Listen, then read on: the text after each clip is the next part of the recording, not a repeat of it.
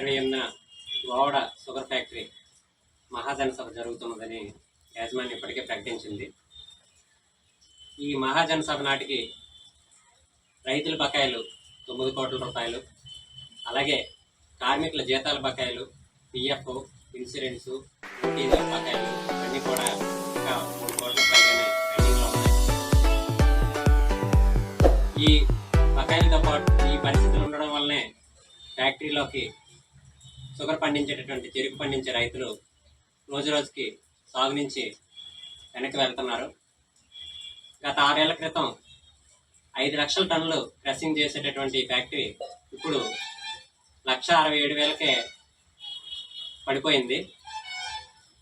ఈ సంవత్సరం ఇంకా క్రషింగ్ లక్ష్యం తగ్గిపోయే పరిస్థితి ఉందనేటట్టుగా కనిపిస్తూ ఉంది.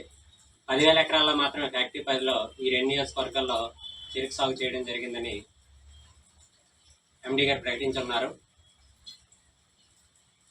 చెరుకు సాగు ఈ ప్రాంతంలో తగ్గిపోవడానికి గత 10 ఏళ్లుగా కేంద్ర రాష్ట్ర ప్రభుత్వాలు, స్థానిక ప్రజాప్రతినిధులు అనుసరిస్తున్న విధానాలే ప్రధాన కారణంగా కనిపిస్తున్నాయి. షుగర్ ఫ్యాక్టరీని అభివృద్ధి చేస్తామనే ప్రతి ఒక్కరు ఎలక్షన్లు వచ్చే ముందు హామీలు ఇవ్వడం జరుగుతుంది. కానీ హామీల ప్రకారం ఇప్పటి వరకు కూడా సాగుని ప్రోత్సహించడానికి తగ్గ చర్యలు అయితే తీసుకున్నట్టుగా కనిపించట్లేదు. అలాగే కేంద్ర ప్రభుత్వం పంచదారని దిగుమతి చేయడం వలన మన ఫ్యాక్టరీ పంచదారకి, స్థానికంగా జరుగుతున్నటువంటి పంచదారకి, దేశంలో పండుతున్న పంచదారకి మార్కెట్లో రేట్లు లేక ఫ్యాక్టరీ పరిస్థితి ఎంతో ఘోరంగా ఉందని చెప్పేసి తెలుస్తూ ఉంది. చెరుకుకి మద్దతు ధర ఇవ్వలేకపోవడం వలన రైతులు వెనకడుగు వేస్తూ ఉన్నారు. చెరుకు పండించే రైతులకి 4,000 రూపాయలు టన్నుకి ఇస్తేనే తప్ప ఈరోజు పండించగలిగే పరిస్థితి లేదు. అలాగే సకాలంలో చెరుకు తోలినటువంటి 15 రోజులకి పేమెంట్లు చేస్తామని చెప్పేసి ప్రతి మహాజన సభలో హామీలు ఇస్తున్నా సరే అవి ఎక్కడా కూడా నెరవేరట్లేదు. ఈ పరిస్థితులు ఈ మహాజన సభలో అయినా సరే మారుతాయా? రేపు వచ్చే సీజన్లో రైతులకి ఫ్యాక్టరీ అభివృద్ధికి మీద ఏమైనా ఆశ కలుగుతుందా అనేటటువంటి వాతావరణాన్ని ఇప్పుడు ఎన్నికైనటువంటి కూటమి ప్రభుత్వం నెరవేరుస్తుందా?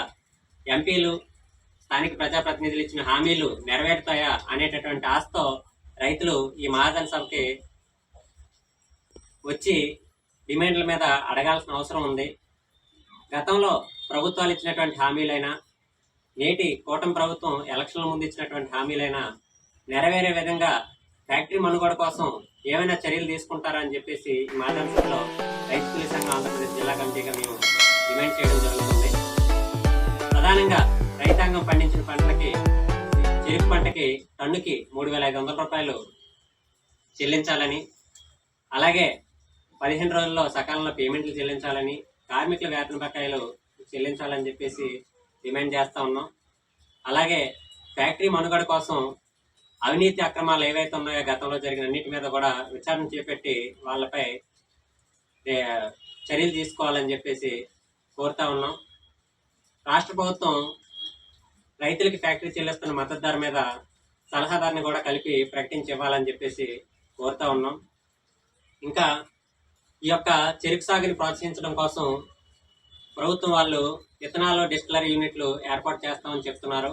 ఇథనాల్ డిస్టిలరీ యూనిట్ల ఏర్పాటు వలన వచ్చిన ఆర్థిక ప్రయోజనాలని ఫ్యాక్టరీ మనుగడ కోసం రైతులు, కార్మికుల ప్రయోజనాలకు ఉపయోగపడే విధంగా ఉండాలని, ఆ డిస్టిలరీ యూనిట్లని ఫ్యాక్టరీ ప్రయోజనాలకు ఉపయోగించాలని చెప్పేసి మేము కోరుతా ఉన్నాం యాజమాన్యాన్ని, అలాగే ప్రభుత్వాన్ని కూడా. కేంద్ర రాష్ట్ర ప్రభుత్వాలు పంచదార మీద మార్కెట్ విధిస్తున్నటువంటి నియంత్రణని దీన్ని దేశీ పంచదారకి మార్కెట్ ఉండే విధంగా విదేశీ దిగుమతుల్ని ఆపాలని చెప్పేసి కోరడం జరుగుతూ ఉంది. కాబట్టి రైతులంతా కూడా ఈ మహాజన సభలో ఫ్యాక్టరీ మనుగడ కోసం కావాల్సిన తగిన నిర్ణయాలు తీసుకునే విధంగా యాజమాన్యం పైన, అలాగే మహాజన సభకు వచ్చిన ప్రజాప్రతినిధుల మీద, ప్రభుత్వం మీద ఒత్తిడి తేవాలని, ఆ విధంగా మహాజన సభకి రైతులంతా కూడా వచ్చి ఈ డిమాండ్ల మీద, ఈ సమస్యల మీద అడగాలని చెప్పేసి రైతు కూలీ సంఘం జిల్లా కమిటీ రైతులందరినీ కూడా విజ్ఞప్తి చేస్తాము.